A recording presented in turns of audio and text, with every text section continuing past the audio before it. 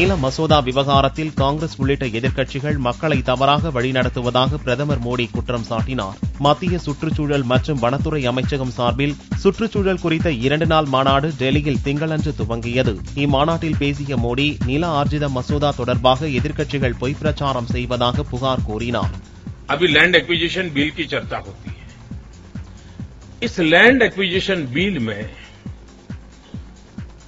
कहीं पर भी एक भी शब्द वनवासियों की जमीन के संबंध में नहीं है, आदिवासियों की जमीन के संबंध में नहीं है, फॉरेस्ट लैंड के संबंध में नहीं है. वो जमीन उसके मालिक लैंड एक्विजिशन बिल के दायरे में आते ही नहीं है. लेकिन उसके बावजूद भी जिनको इस देश की सारी चीजों की समझ नहीं है, वो 24 घंटे चलाते रहते हैं. पता ही नहीं उनको, कहीं उल्लेख तक नहीं है. उनको भ्रमित करने का प्रयास किया जा रहा है. கங்கை நதியை சுத்தப்படுத்தினால் உலகிற்கே வழிகாட்டியாக இந்தியா விளங்கும் என்று பிரதமர் மோடி தெரிவித்தார். மத்திய சுற்றுச்சூழல் மற்றும் வனத்துறை அமைச்சகம் சார்பில் சுற்றுச்சூழல் குறித்த 2 நாள் மாநாட்டை டெல்லியில் துவக்கி வைத்த பிரதமர் மோடி கங்கையை சுத்தப்படுத்த அழைப்பு விடுத்தார்.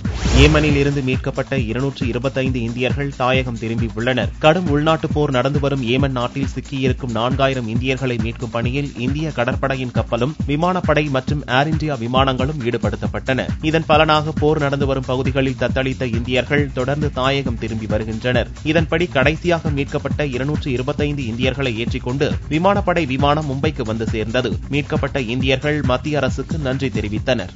हम लोग का फैसिलिटी बोले तो हमारा भारत गवर्नमेंट बहुत अच्छा फैसिलिटी दिया है सर.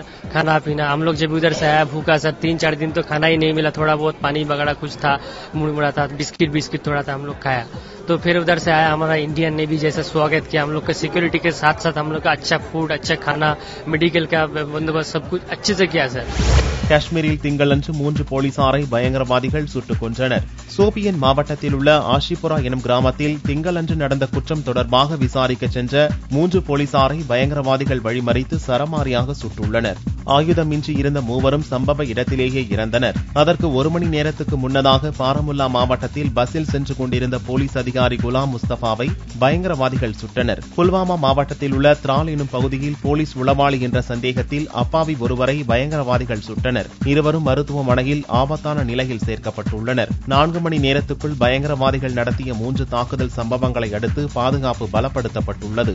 கர்நாடகாவில் பெரும் பரபரப்பை ஏற்படுத்திய ரவி IAS மர்மசாவு குறித்து விசாரிக்க சிபிஐ மறுத்துவிட்டது. கர்நாடகாவில் IAS அதிகாரியாக பணியாற்றி வந்த TK ரவி கடந்த மாதம் 16ஆம் தேதி பெங்களூரில் மர்மமான முறையில் தூக்கில் தொங்கினார். வரி ஏய்ப்பு செய்த பெரும் தொழிலதிபர்கள் மீது துணிச்சலுடன் நடவடிக்கை எடுத்த அவரது சாவை சிபிஐயிடம் ஒப்படைக்க வேண்டுமென கோரி எதிர்க்கட்சிகள் போராடின. சிபிஐயிடம் வழக்கை ஒப்படைக்க கர்நாடக முதல்வர் சித்தராமையா முடிவு செய்தார். ஆனால் TK ரவியின் மர்மசாவு குறித்து விசாரிக்க சிபிஐ தற்போது மறுப்பு தெரிவித்துள்ளது. 3 மாதங்களில் வழக்கை விசாரித்து முடிக்க வேண்டும் என்பது போன்ற நிபந்தனைகளை மாநில அரசு விதித்திருந்ததை சுட்டிக்காட்டிய சிபிஐ குறிப்பிட்ட கால வரையறைக்குள் விசாரிக்க தங்களால் முடியாது என காரணம் தெரிவித்துள்ளது. முத்துக்குமாரசாமி வழக்கில் அடுத்த கட்ட நடவடிக்கையில் சிபிசிஐடி போலீசார் தீவிரமடைந்துள்ளனர்.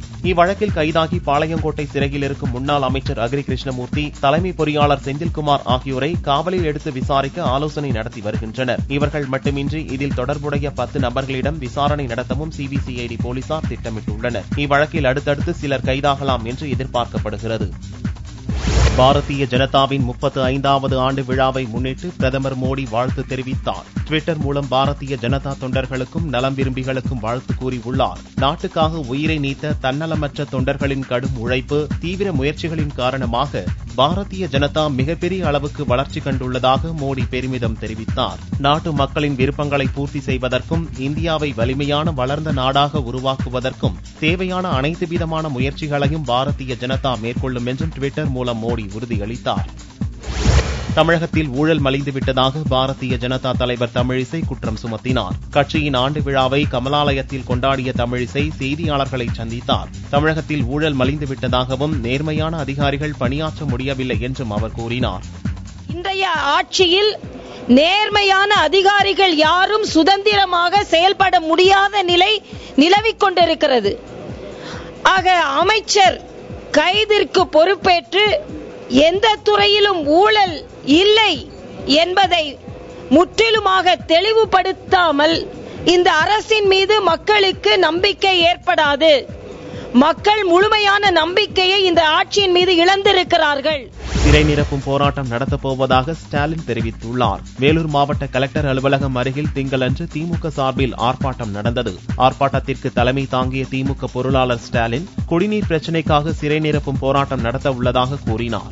அரசாங்கம் இந்தியாவில் அல்ல, இந்த உலகத்திலேயே எங்கேயும் கிடையாது, எந்த நாட்டிலும் கிடையாது குடிநீர் இருக்கக்கூடிய கேவலம் 10 ரூபாய்க்கு. அதுக்கு அந்த தண்ணிக்கு என்ன பேர்னாலும் கேட்டீங்கன்னா அம்மா தண்ணியும் அம்மா வாட்டலாம் என்று அதுக்கு ஒரு பெயரை வச்சு இன்றைக்கு குடிநீர் இருக்கக்கூடிய நிலையில் இருக்கிறாங்க என்று கேட்டார்.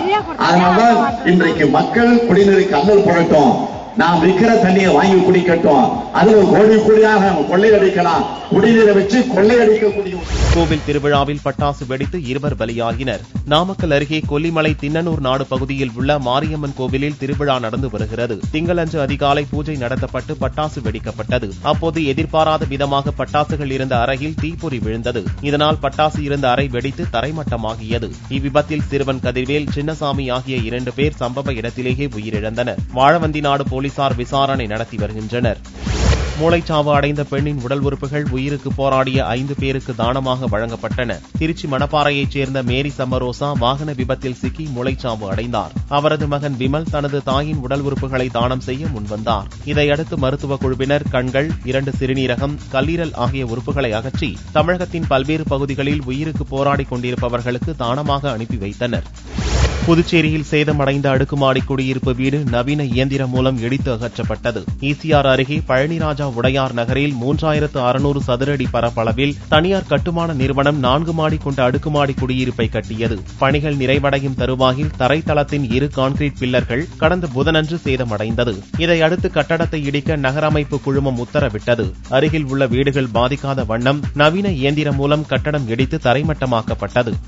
வாட்டி வதைக்கும் கத்திரி வெயில் மே 4ஆம் தேதி துவங்குகிறது. கோடைக்காலம் துவங்கும் முன்பே தமிழகத்தில் வெயில் வாட்டி வதைக்கிறது. கத்திரி எனும் அக்னி நட்சத்திரம் வரும் மே மாதம் 4ஆம் தேதி துவங்குகிறது. 26 நாட்கள் கடும் வெயில் நீடிக்கும் நிலையில் தற்போது தமிழகத்தின் பல்வேறு மாவட்டங்களில் வெயிலின் அளவு செஞ்சுரியை தாண்டிவிட்டது. அதிகபட்சமாக வேலூரில் 103 டிகிரி வெயில் வாட்டி வதைக்கிறது. இந்தியாவிலேயே சிறந்த விமான நிலையமாக திருச்சி விமான நிலையம் தேர்ந்தெடுக்கப்பட்டு முதல் பரிசு பெற்றுள்ளது. கடந்த 2014ஆம் ஆண்டு சிறந்த சேவை குறித்து விமான பயணிகளிடையே கருத்து கணிப்பு நடத்தப்பட்டது. இதில் அதிக புள்ளிகள் பெற்று திருச்சி விமான நிலையம் இந்தியாவிலேயே சிறந்த விமான நிலையம் என்ற முதல் பரிசை தட்டிச் சென்றது.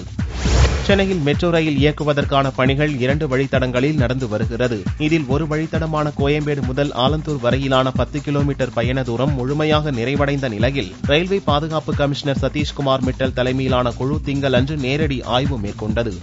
Part of the inspection is only complete. I have go to the maintenance depot. I will take about 1 week to analyze all this data and make a report. I will send this report to central government. சென்னையில் நடக்கும் IPL போட்டியை காண cricket ரசிகர்கள் ஆவலுடன் உள்ளனர்.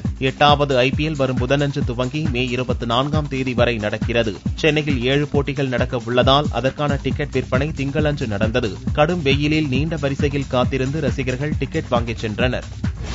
தங்கத்தின் விலையில் திங்களன்று ஒரு சவரனுக்கு 304 ரூபாய் அதிகரித்து 20,408 ரூபாய்க்கு விற்பனையானது. 1 கிராம் ஆபரண தங்கம் 2,551 ரூபாயாக இருந்தது. வெள்ளியின் விலை 1 கிராமுக்கு 20 காசுகள் உயர்ந்து 41 ரூபாய் 20 காசுகளுக்கு விற்பனையானது. பார் வெள்ளியின் விலை 38,655 ரூபாயாக இருந்தது. தோள்பட்டை அறுவை சிகிச்சைக்கு பிறகு ஹிந்தி நடிகர் ரன்வீர் சிங் வீடு திரும்பினார். சஞ்சய் லீலா பன்சாலி இயக்கத்தில் உருவாகி வரும் பஜ்ராவ் மஸ்தானி எனும் ஹிந்தி படத்தில் பிரபல ஹிந்தி நடிகர் ரன்வீர் சிங், நடிகைகள் தீபிகா படுகோனே, பிரியங்கா சோப்ரா நடித்து வருகின்றனர். படப்பிடிப்பின் போது வலதுபுற தோள்பட்டையில் பலத்த காயம் ஏற்பட்ட ரன்வீர் சிங் மும்பையில் உள்ள மருத்துவமனையில் அனுமதிக்கப்பட்டிருந்தார். அங்கு தோள்பட்டை காயத்துக்காக அறுவை சிகிச்சை செய்யப்பட்டது. தற்போது பழைய நிலைக்கு திரும்பிய ரன்வீர் சிங் மருத்துவமனையில் இருந்து டிஸ்சார்ஜ் ஆனார். வலது கையில் கட்டு போட்டிருந்த அவர் தன்னை பார்ப்பதற்காக மருத்துவமனைக்கு வெளியில் தனக்காக காத்திருந்த ரசிகர்களை நோக்கி இடது கை கட்டை விரலை உயர்த்தி காட்டினார். அதன் பிறகு ட்விட்டர் மூலம் தான் டிஸ்சார்ஜ் ஆகிவிட்ட தகவலை ரசிகர்களுக்கு அறிவித்த நடிகர் ரன்வீர் சிங் ரசிகர்கள் காட்டிய அன்பு, பாசத்திற்காக நன்றி தெரிவித்துக் கொள்வதாகவும் குறிப்பிட்டுள்ளார்.